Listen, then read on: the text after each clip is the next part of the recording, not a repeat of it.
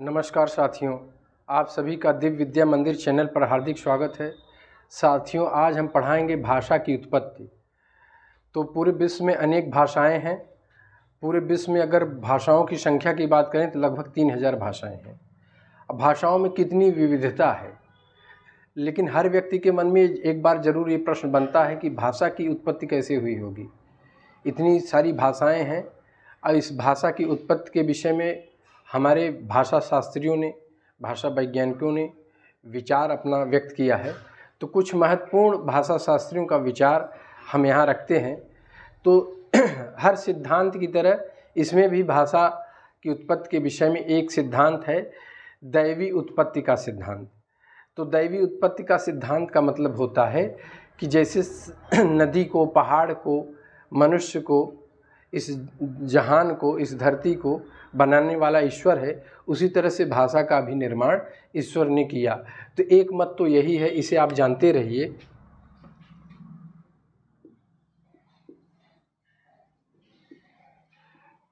दिव्य उत्पत्ति का सिद्धांत इसे कहते हैं। दिव्य उत्पत्ति, दिव्य उत्पत्ति का सिद्धांत। दिव्य उत्पत्ति का सिद्धांत माने जो ईश्वर है, जो देवता है, उसी ने ये भाषा को बनाया है। ये एक परंपरा है, कल्पना है। अब ये कल्पना पूरी तरह से आस्था और विश्वास पर निर्भर है, और इसे मानने वाले भी एक विचारधारा है कि जो भाषा की उत्पत्ति है यह दिव्य उत्पत्ति के सिद्धांत पर आधारित है। इसको बनाने वाला देवता है, ईश्वर है। और जान लीजिए, हमारे जो आदि पूर्वज थे, संसार के जितने भी आदि पूर्वज थे, वे सब एक धारणा बनाते थे, कल्पना करते थे, और वह ईश्वर की कल्पना, ईश्वर में ही शक्ति ढूंढते थे, और वह शक्ति कल्पना पे थी, और मानते थे कि विचार भी कल्पना है।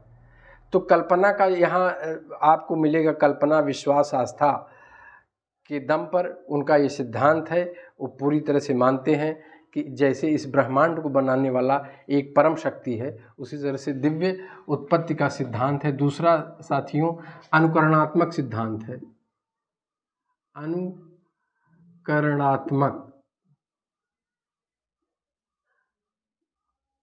अनुकरणात्मक सिद्धांत है। इसे आप लोग जानते रहिए। इस सिद्धांत को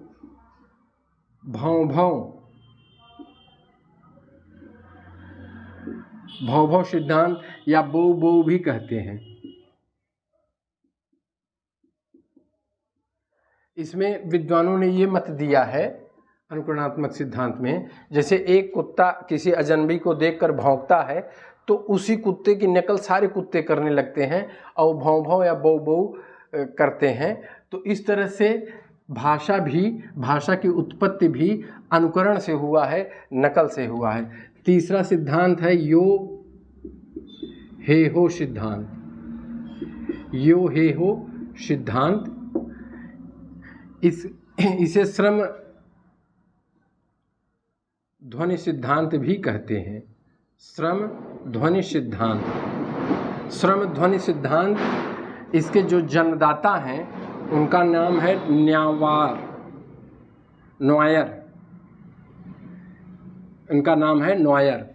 तो श्रम ध्वनि का सिद्धांत, इसे आप यो हे हो सिद्धांत भी कहते हैं कि जैसे जब व्यक्ति श्रम करता है, परिश्रम करता है, तो उसके मुंह से कुछ न कुछ, जब वो कुल्हाड़ी चलाता है, फरसा चलाता है, तो उसके मुख से कोई ध्वनि निकलती है, कोई शब्द निकलते हैं।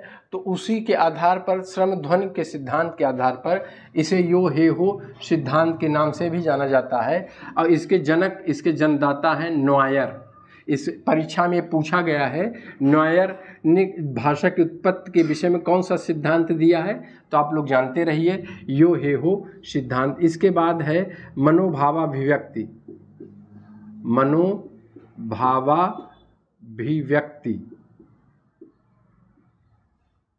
सिद्धांत, इसे आप आवेग सिद्धांत भी कह सकते हैं।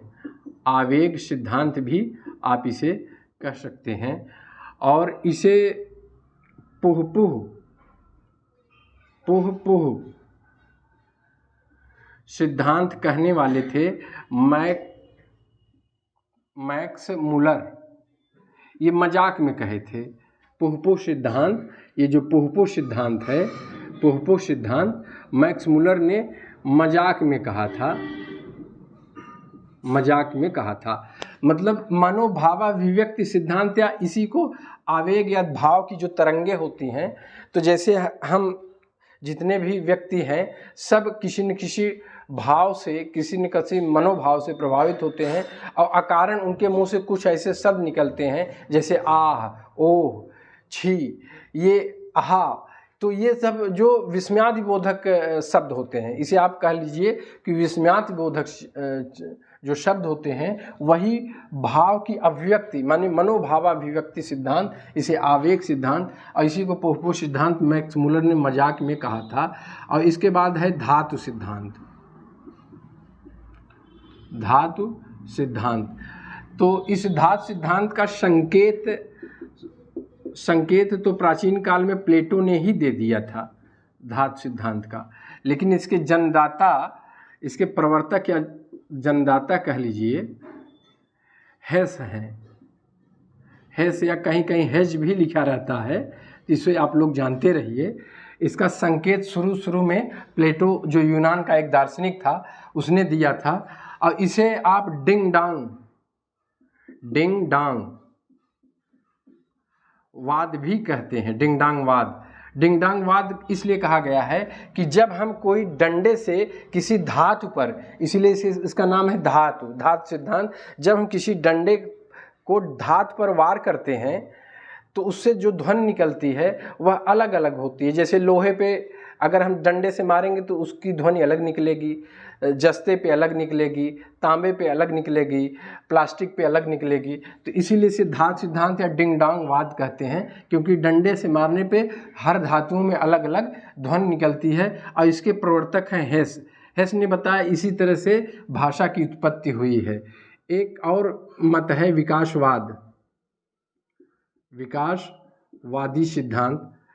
तो साइंस में आप लोगों ने पढ़ा होगा, डार्विन ने विकासवाद का सिद्धांत दिया था। इसी तरह से भाषा में एक थे स्वीट, ये स्वीट महोदय ने ये विकासवादी सिद्धांत दिया है। और इनका ये मत है कि जिस तरह से हर चीज़ में विकास हो रहा है, उसी तरह से भाषा का भी शाश्वत विकास हुआ, अनवरत विकास हुआ, और विकास के ही पथ पे भाषा आज 2022 में आधुनिक भाषाओं के रूप में परिवर्तित है। इसी तरह से एक सातवां मत है संपर्क सिद्धांत। ये संपर्क सिद्धांत का तात्पर्य है कि मनुष्य जो है, हर मनुष्य के संपर्क में होता है। मनुष्य एक सामाजिक प्राणी है और इसके जन्मदाता कौन है?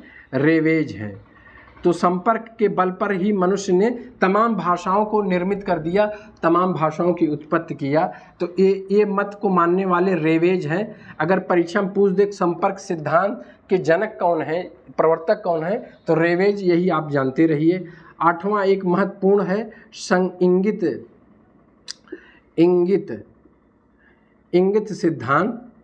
तो इंगित सिद्धांत को माने किसी चीज़ को इंगित किया जा रहा है तो इसका मतलब होगा कि उसमें कोई प्रतीक चिन्ह होगा। इसे प्रतीकवाद भी आप कह सकते हैं। प्रतीकवाद, प्रतीकों के द्वारा भी भाषा की उत्पत्ति हुई है और इसके जन्मदाता है राय। इसे आप लोग बहुत ध्यान दीजिएगा।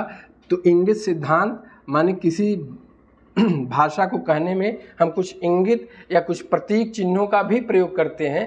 वही प्रतीक ध्वनियाँ बाद में किसी भाषा का रूप ले लेती हैं। इस मत को मानने वाले हैं राय। साथियों, ऐसे ही महत्वपूर्ण प्रश्न परीक्षा में पूछे गए हैं। ये प्रश्न कभी कभार परीक्षा में पूछे जाते हैं, लेकिन पूछे गए हैं इसलिए आपको जानना आवश्यक है। अगर ये छोटा सा वीडियो आपको पसंद आए तो इसे आप लोग अगर नए हैं तो इसे आप सब्सक्राइब ज़रूर करिएगा। धन्यवाद।